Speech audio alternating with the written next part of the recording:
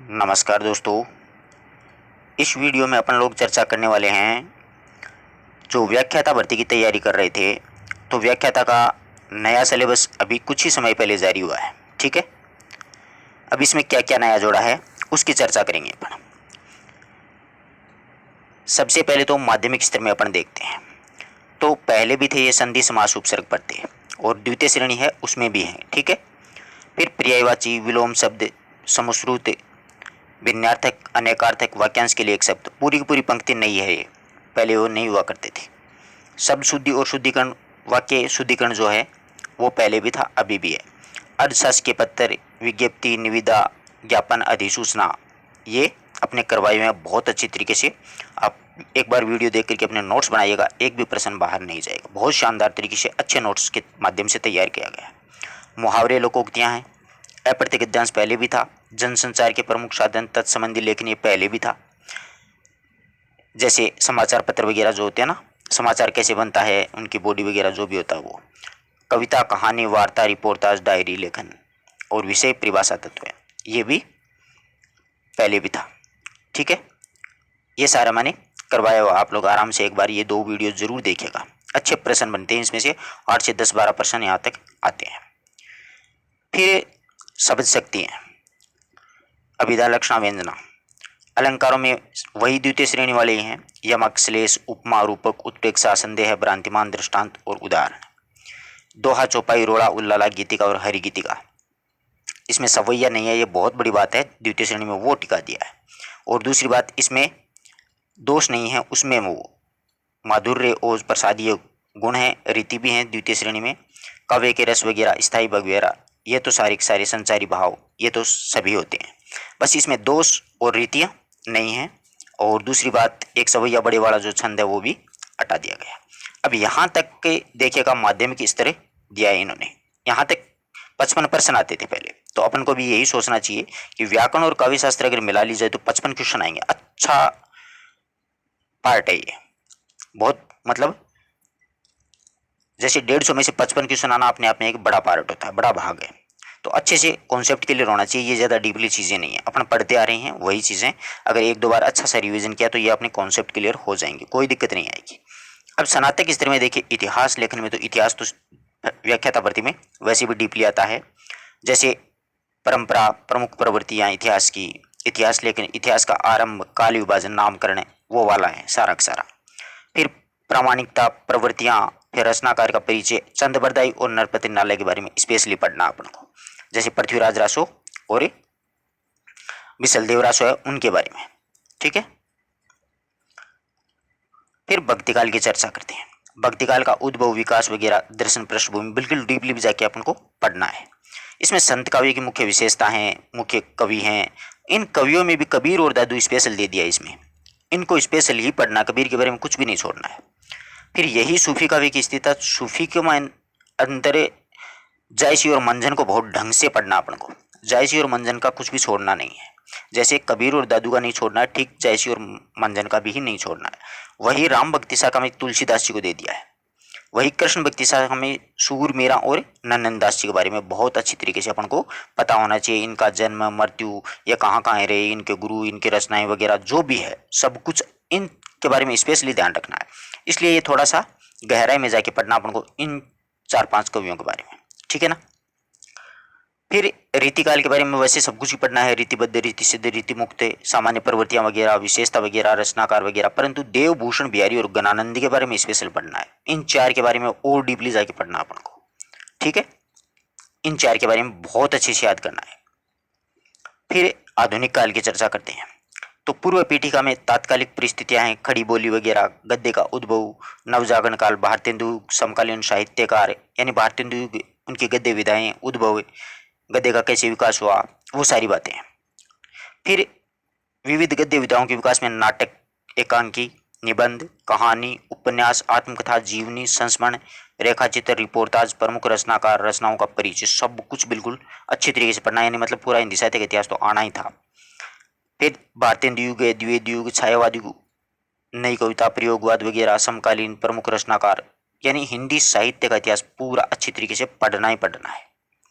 यह है स्नातक के लिए। यहाँ हिंदी साहित्य इतिहास से 55 क्वेश्चन आया करते थे। पहले इसमें काव्य शास्त्र आती थी, अब काव्य शास्त्र को इससे हटा दिया, सिर्फ और सिर्फ हिंदी साहित्य इतिहास के 55 क्वेश्चन आने हैं। और जो किताबें हटा दी हैं कक्षा 11-12 की, वो वाला पोर्शन है, उनके जो 20-25 क्वेश्चन आया करते थे वो मतलब यहाँ पर पहले वाले पोर्शन में आ जाएंगे, माध्यमिक स्तर वाले में। ये वाला है ना माध्यमिक स्तर, यहाँ पर काव्य शास्त्र के प्रश्न आ जाएंगे जो भी आना है वो। ठीक है, फिर उसके बाद में अपन चर्चा करते हैं स्नातकोत्तर का।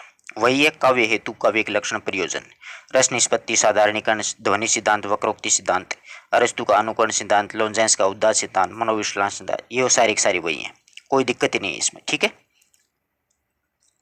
मार्क्सवाद की बार हटा दिया भैया, उदात्त तत्व, मनोविश्लेषण, मार्क्सवाद इसमें नहीं है, ये भी एक बढ़िया किया है। लोनजेंस का उदात्त तत्व जोड़ा गया है इसमें, और ध्वनि सिद्धांत है, वक्रोक्ति सिद्धांत है, और अरस्तु का अनुकरण सिद्धांत है, मनोविश्लेषणवाद जोड़ा, एक नया नया टॉपिक कौन सा है, मनोविश्लेषणवाद जोड़ा है, और मार्क्सवाद को हटा दिया है। फिर इसमें जैसे द्वितीय श्रेणी में जोड़े हैं ठीक वही है, कबीर ग्रंथावली, श्याम सुंदर दास की द्वारा, साखी के, गुरुदेव के अंग, ये जोड़े गए हैं 5, प्रारंभिक 5 हैं। ठीक है, जो सेकंड ग्रेड में ठीक वही है।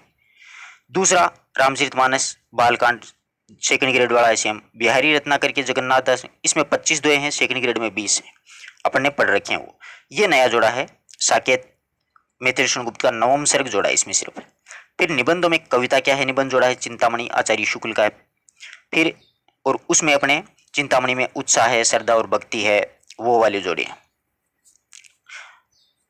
फिर शीर्ष के फूल है, वो कल्पलता से हजारी प्रसाद द्विवेदी का कक्षा 12 में चलता है, वो भी पढ़ लेंगे अपने, कोई दिक्कत नहीं आएगी। फिर कफन कहानी ये कॉलेज व्याख्याता में जोड़ी थी, पुरस्कार भी कॉलेज व्याख्याता में थी, यही सच है। अपने ये भी मेरी करवाई हुई है, आपको टेलीग्राम में इसका लिंक दे दूंगा, यूट्यूब चैनल के माध्यम से आप एक बार जरूर पढ़ लेना। एक ये नहीं है अपने लिए, यही सच है। फिर इसी के साथ में हिंदी का उद्भव और विकास, प्रारंभिक बोलियां, राजभाषा, देवनागरी लिपि, ये सेकंड ग्रेड में भी है, ये का ये। तो इसमें से 55 क्वेश्चन आने हैं, अपने 10 क्वेश्चन आते थे पहले, तो इतने बड़े पोर्शन में से 10 क्वेश्चन और आने हैं। पहले तो सिर्फ और सिर्फ इतने से ही आया करते थे, अब देखो ये वाला इतना बड़ा पोर्शन जोड़ दिया, तो इसमें कोई ज़्यादा डीपली जाने की आवश्यकता नहीं है। 10 क्वेश्चन अगला ऊपर ऊपर से भी बना लेगा, ठीक है ना, घबराने की कोई आवश्यकता नहीं है। ये अपन ने कर रखे हैं, साथ साथ सेकंड ग्रेड की हो रही है आराम से, ये किए चीज़ें। अब एक नवम सर्ग अलग पढ़ना है थोड़ा सा, तो एक कविता क्या है, एक निबंध पढ़ना मात्र, एक शीर्ष के फूल निबंध है, फिर ये 3 कहानियाँ पढ़नी है, और कुछ भी अलग नहीं है। घबराने की आवश्यकता नहीं है, किताबें हटा के बहुत अच्छा कर दिया आपके, बहुत सा बोझ हल्का कर दिया। फिर ये साइकोलॉजी है, देखिए शिक्षा मनोविज्ञान, 30 क्वेश्चन आएंगे, बड़ा पोर्शन है अपने आप में, बहुत बड़ी मतलब भूमिका निभाता है ये व्याख्याता पद्धति में।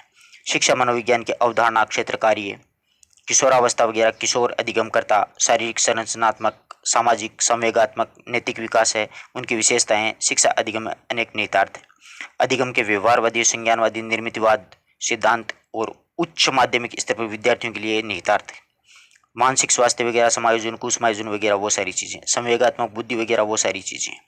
फिर इसी के साथ में दूसरी यूनिट में है संप्रेषण कौशल, इसका शिक्षण प्रतिमानों वगैरह, अग्रिम, संप्रत्य, संप्राप्ति, सूचना, प्रक्रिया, परीक्षा, परीक्षा, शिक्षण के दौरान अधिगम सामग्री की तैयार करना, और उपयोगी सहकारिता अधिगम, और वही है आईसीटी वगैरह, पहले वाली है। साइको में कोई परिवर्तन नहीं किया है, सिर्फ परिवर्तन अपने किताब हटा के इतना सा जोड़ा है।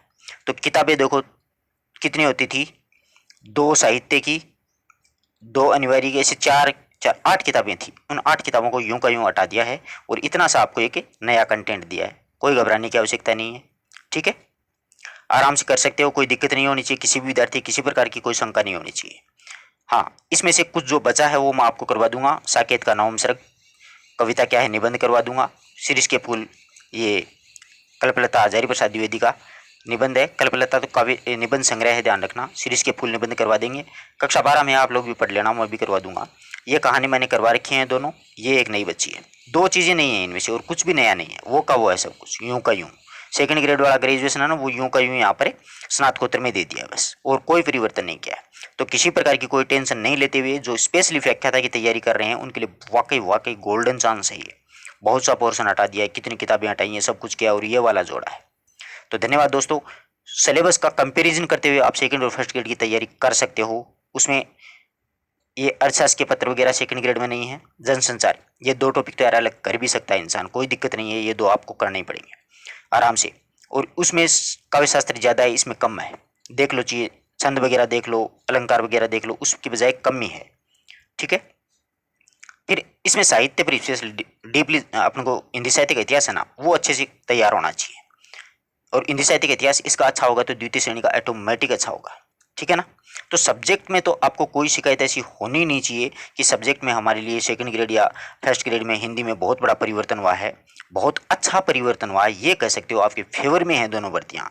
ये वाला देखते हुए वाकई हर एक विद्यार्थी को मतलब चेहरे पर चमक होनी चाहिए, क्योंकि ये इसमें नया जोड़ा है तो उसमें है अपने द्वितीय श्रेणी में। तो इसकी तो कोई दिक्कत ही नहीं होनी चाहिए। एक दो पांच टॉपिक तो यार इधर उधर हो सकते हैं, छोटे छोटे टॉपिक को कोई ज़्यादा बड़ी बात नहीं है। ये छोटा सा निबंध है, कविता क्या है, और एक नवम सर्ग अपन देख लेंगे, मैं करवा दूंगा, शीघ्र ही करवा दूंगा आपको ये। और ये कहानियाँ एक बार जरूर पढ़ लेना, कफन और पुरस्कार। ये वैसे भी आप लोगों ने पुरस्कार तो पिछली बार पढ़ी थी, जयशंकर प्रसाद की है वो, और कफन कफन है, कफन एक बार देख लेना, प्रश्नोत्तर करवा देंगे। ये वाले नहीं, ये यही सच है, ये भी कर लेंगे। तो धन्यवाद दोस्तों, बेस्ट ऑफ लक। आशा करता हूँ कि सभी को अच्छा लगा ये, मतलब परिवर्तन और सिलेबस बहुत अच्छा है। अब फर्स्ट पेपर है उसका मैं हिंदी में कंपैरिजन करके उसको कन्वर्ट करने के बाद में आपको वो भी प्रस्तुत करवा दूंगा यूट्यूब पे। अपना टेलीग्राम चैनल ज्वाइन कर लेना, प्लेलिस्ट के माध्यम से आप लोग जरूर देखना एक बार वो वाली वीडियो। ठीक है। धन्यवाद दोस्तों।